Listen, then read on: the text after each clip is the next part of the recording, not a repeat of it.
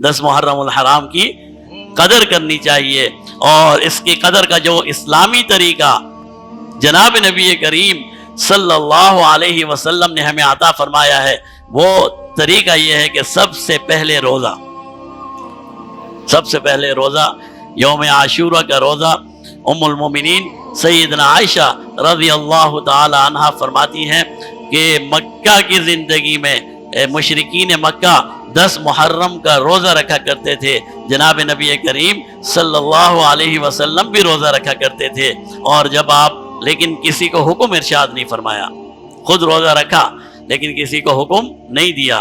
جب مدینہ منورہ میں جناب نبی کریم صلی اللہ علیہ وسلم تشریف لے آئے تو آپ نے دیکھا کہ مدینہ منورہ کے لوگ یہودی بھی روزہ رکھ رہے ہیں۔ آپ نے ان یہود سے پوچھا کہ بھئی روزہ کیوں رکھتے ہو؟ انہوں نے فرمایا کہ وہ کہنے لگے اس لیے کہ یہ وہ دن ہے جب سیدنا موسیٰ علیہ السلام کو اللہ نے فرعون سے نجات دی، اور اس دن کی تعظیم میں اور شکر کے طور پر ہم یہ روزہ رکھتے ہیں۔ تو جناب نبی کریم صلی اللہ علیہ وسلم نے فرمایا اگر یہ دن اسی طرح ہے جس طرح تم بتا رہے ہو، اور یقیناً اسی طرح ہوگا، تو فرمایا پھر تو ہم زیادہ حقدار ہیں کہ ہم یہ روزہ رکھیں۔ پھر آپ نے خود بھی روزہ رکھا اور صحابہ کو بھی حکم ارشاد فرمایا کہ 10 محرم الحرام کا روزہ رکھیں، اور یہ وہ روزہ ہے جو رمضان المبارک سے پہلے جناب نبی کریم صلی اللہ علیہ وسلم نے مسلسل رکھا ہے، ہر سال رکھا ہے۔ اور بعض صحابی فرماتے ہیں رمضان کے روزے فرض ہونے کے بعد جناب نبی کریم صلی اللہ علیہ وسلم نے اس روزے کے متعلق ارشاد فرمایا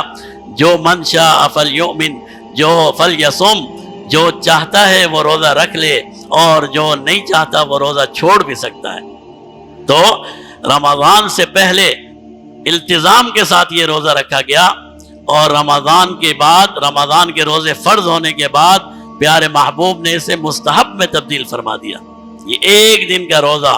اتنی بڑی فضیلت رکھتا ہے کہ جناب نبی کریم صلی اللہ علیہ وسلم نے ارشاد فرمایا کہ اللہ کی ذات سے مجھے امید یہ ہے کہ عاشورہ کا روزہ 1 سال کے روزوں کا کفارہ بن جائے گا۔ گزرے ہوئے پورا سال، محرم سے سال شروع ہوتا ہے نا، محرم سے محرم جو سال گزر گیا، اگر کوئی انسان 10 محرم الحرام کا روزہ، عاشورہ کا روزہ رکھ لیتا ہے، تو جناب نبی کریم صلی اللہ علیہ وسلم نے ارشاد فرمایا مجھے اللہ کی ذات سے امید یہ ہے کہ یہ ایک روزہ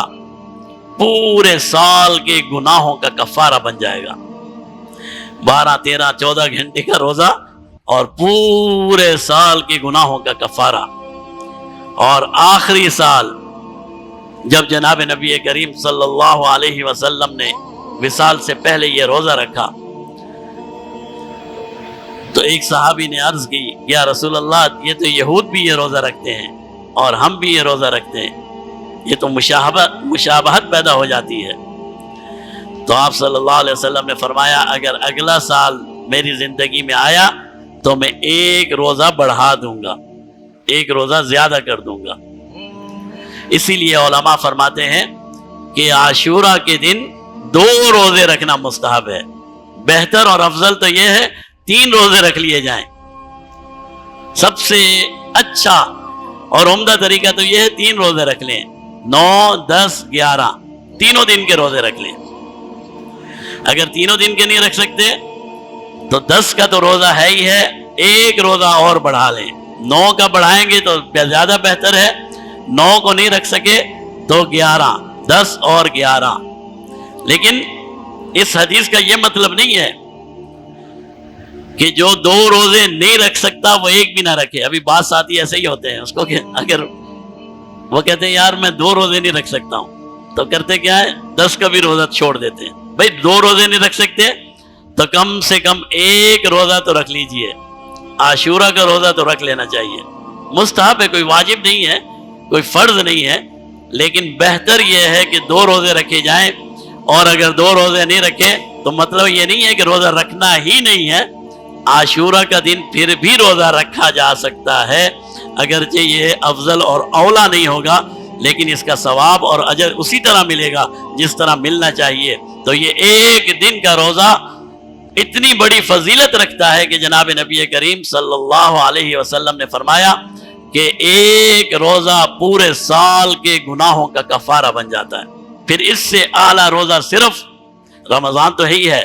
اس کے علاوہ اس سے اعلیٰ روزہ صرف اور صرف یوم عرفہ 9 ذی الحجہ کا روزہ ہے، جس کے بارے میں جناب نبی کریم